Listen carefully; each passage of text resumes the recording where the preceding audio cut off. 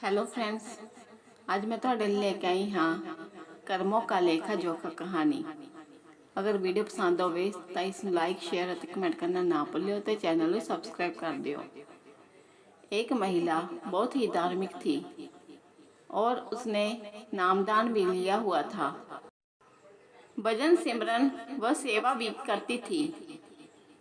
किसी को कभी गलत नहीं बोला। सबसे प्रेम से मिलकर रहना उसकी आदत बन गई थी। वो सिर्फ एक चीज़ से दुखी थी कि उसका आदमी उसके साथ रोज किसी न किसी बात पर लड़ाई झगड़ा करता था। उस आदमी ने उसे कई बार इतना मारा कि उसकी हड्डी भी टूट गई थी। लेकिन उस आदमी का यह रोज का काम था। उस महिला ने अपने गुरु महाराज जी से बेनती की, हे गुरुदेव, मेरे कौन से भूल हुए हैं? मैं सत्संग में भी जाती हूँ, सेवा भी करती हूँ, भजन सिमरन भी आपके कहे अनुसार करती हूँ, लेकिन मेरा पति मुझे रोज मारता है। मैं क्या करूँ? गुरु महाराज जी ने कहा, क्या वो तुझे रोटी देता है? महिला ने कहा, हाँ जी, रोटी तो देता है।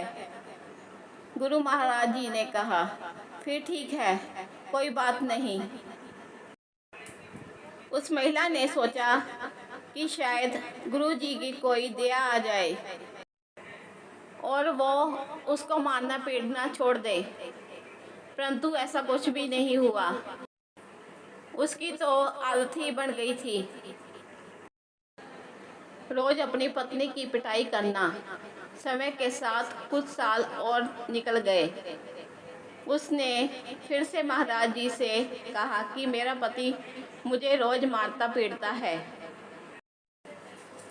मेरा कसूर क्या है?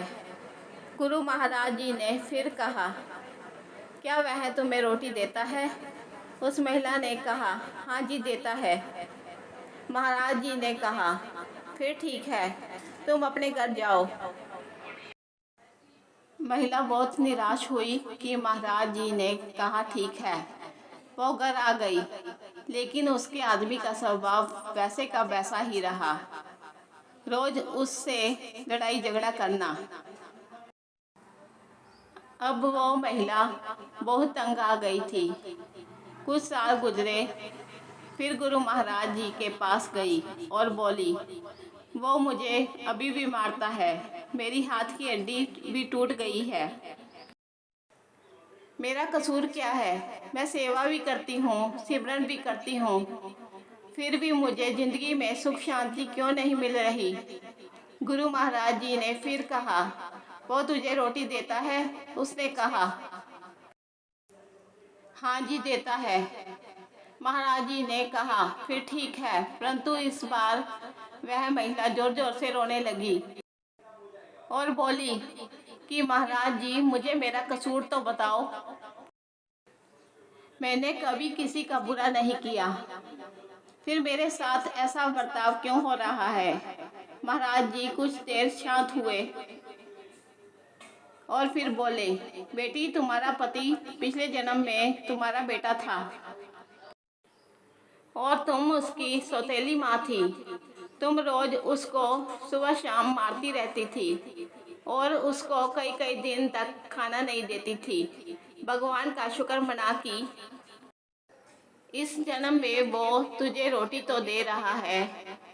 ये बात सुनकर महिला एकदम चुप हो गई। गुरु महाराज जी ने कहा, बेटा, जो कर्म तुमने किए हैं उसका फल तो तुम्हें अवश्य भुगतना पड़ेगा। फिर उस महिला ने कभी महाराज जी से शिकायत नहीं की, क्योंकि वो अब सच को जान गई थी। इसलिए हमें कभी भी किसी का बुरा नहीं करना चाहिए। सबसे प्रेम, प्यार और शालीनता के साथ रहना चाहिए। हमारी ज़िंदगी में जो कुछ भी हो रहा है वह सब हमारे कर्मों का लेखा जोखा है, जिसका हिसाब किताब हमें देना ही पड़ेगा।